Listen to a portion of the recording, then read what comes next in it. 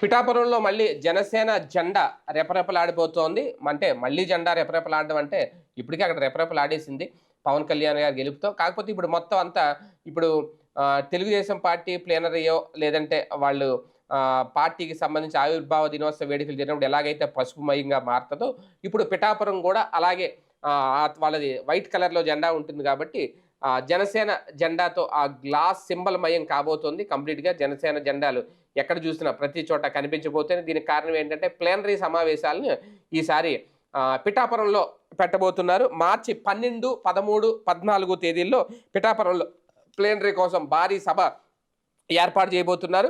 ఇప్పటికే దానికి సంబంధించి ఆ వేదికకి సంబంధించి ఆ ఏర్పాట్లన్నీ కూడా ఎక్కడ స్థల సేకరణ ఇవన్నీ కూడా చేస్తున్నారు పెద్ద ఎత్తున. కాకపోతే ఈసారి ఏంటంటే అధికారంలోకి వచ్చారు కాబట్టి భారీగా అతి భారీగా చేయబోతున్నారు ఆ ప్లీనరీ ఆవిర్భావ దినోత్సవ సభను కంప్లీట్‌గా జనసేనకు సంబంధించి.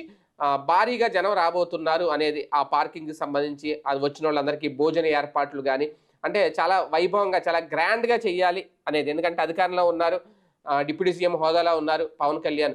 ఈ నేపథ్యంలో జనసేన ఆవిర్భావ దినోత్సవ వేడుకలనైతే మాత్రం ఈసారి చాలా గ్రాండ్‌గా చేయాలని నిర్ణయించుకున్నారు. అది కూడా పిఠాపురంలో మార్చి 12, 13, 14 తేదీల్లో.